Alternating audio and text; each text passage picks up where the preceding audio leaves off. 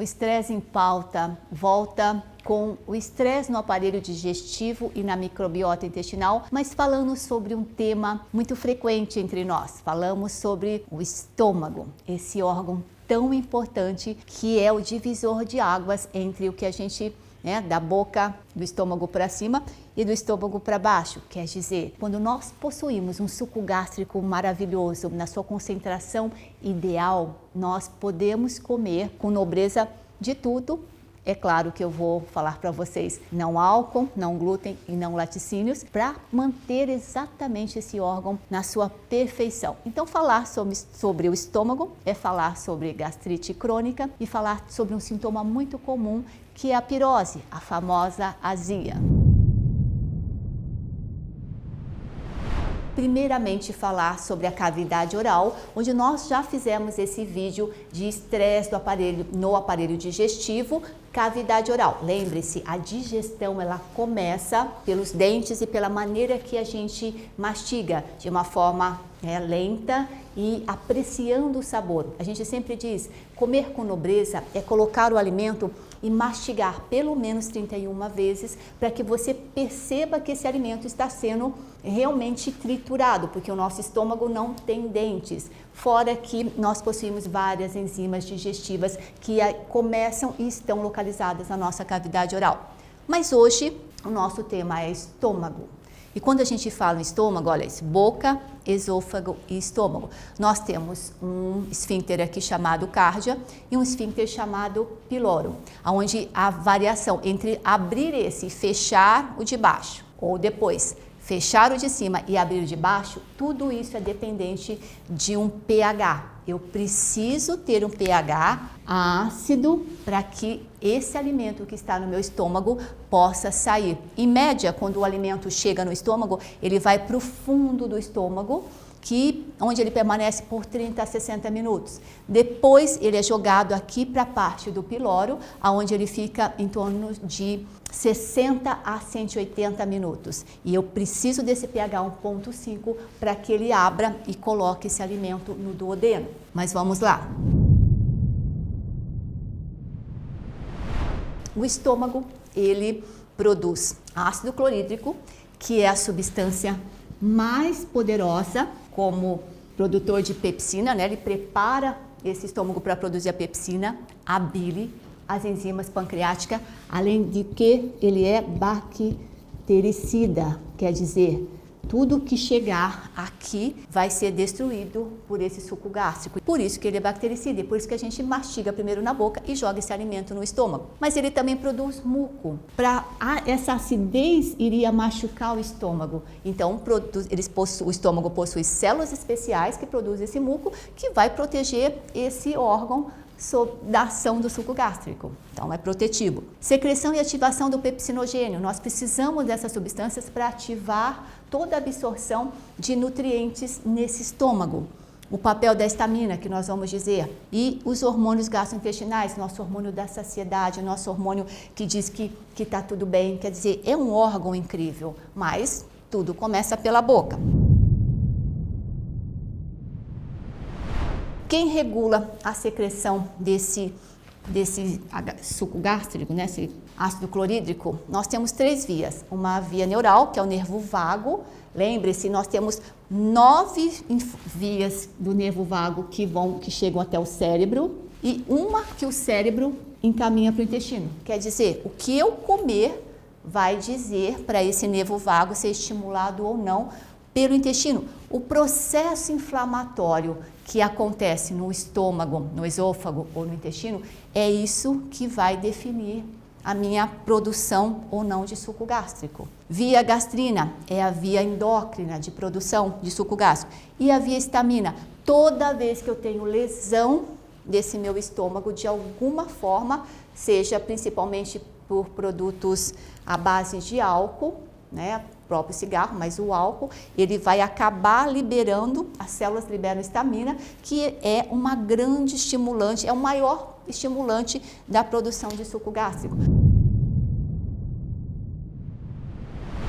Entender o mecanismo de ação, dessa gastrite, dessa inflamação no seu estômago é muito importante, porque o que a gente ver, na maior parte dos casos, é o paciente tomando omeprazol ou tomando antiácidos. Quer dizer, eu não quero sentir a sensação dessa gastrite, mas eu não estou entendendo que o fator causal é o que eu estou colocando pela boca. E olha, gente, o uso de omeprazol principalmente está ligado às demências, às doenças neurodegenerativas e também aos cânceres de esôfago.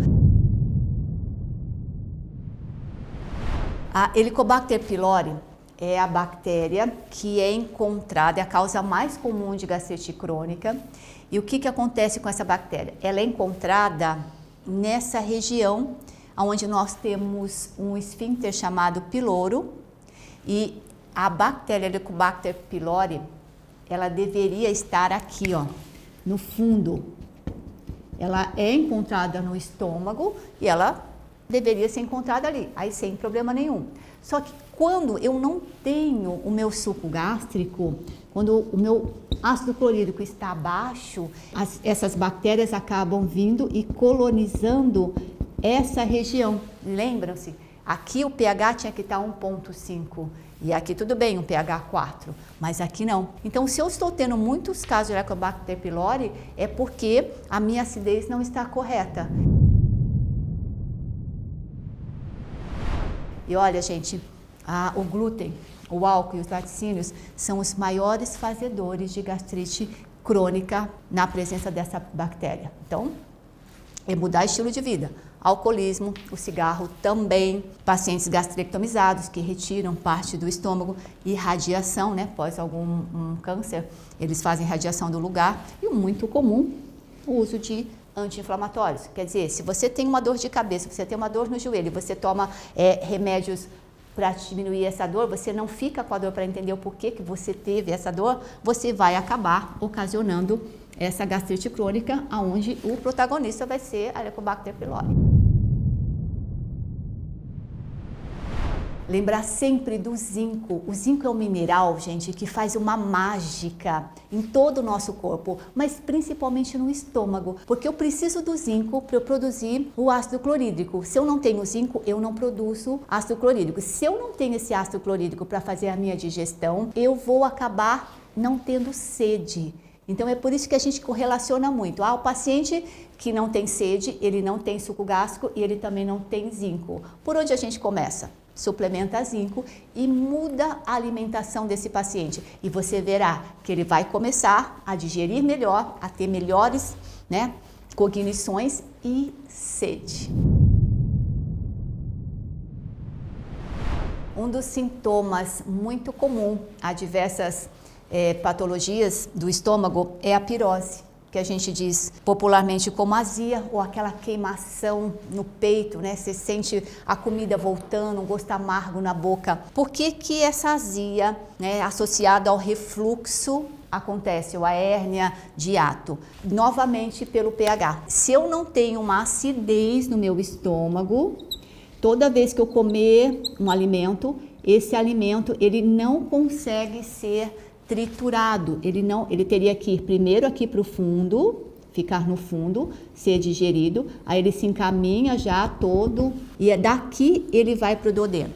Tá, chegou meu alimento e eu não tenho a presença desse suco gástrico, o alimento fica aqui, parado, ele começa a entrar em fermentação, ele não é degradado. O fato dele entrar em fermentação não deixa com que esse pH chegue a 1,5.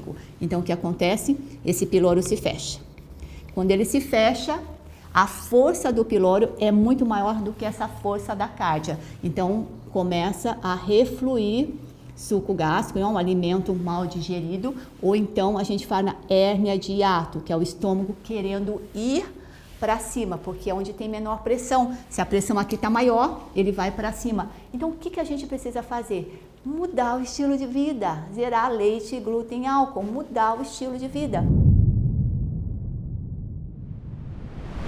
Nosso desafio de hoje será muito simples. Você poderá beber um copo de água antes de começar a sua refeição, mas após iniciada a refeição, nada de água, tá bom? Por quê? Porque eu não posso diluir o meu suco gástrico, eu tenho que deixar ele bem concentrado para que o alimento chegue ali e seja quebrado da melhor forma possível. Então, não beber água durante as refeições.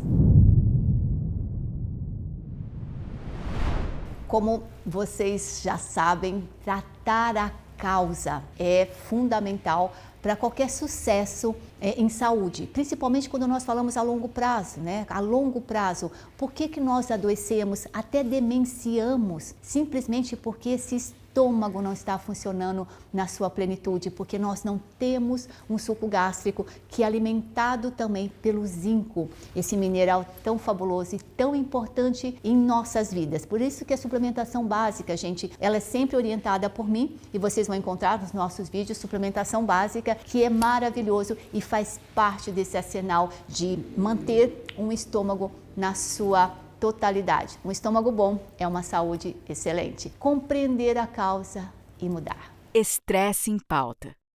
Compreenda o que causa e mude.